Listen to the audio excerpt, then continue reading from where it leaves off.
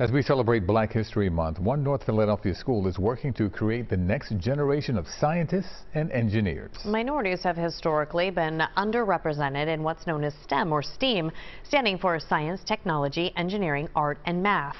Our Ray Strickland reports on how this school is already teaching children that no dream is too big.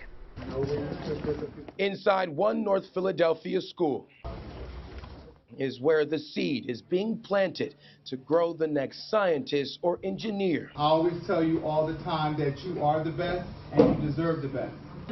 At Stearne Elementary and Middle School, an initiative is well underway to get students more involved in STEAM education. But this lesson of STEAM is being taught in a much different way. Attention, please. By popular demand, I have one more experiment, but this one is going to involve you. The school district welcomes Grant Hank, a popular scientist and engineer, to provide a live science demonstration for the class. The partnership also highlights the historical roles African Americans have played in the field, so kids can understand who came before them, and also how they paved the way for people like Grant Hank. And now he's inspiring the next generation, so that kids can see that they're in it.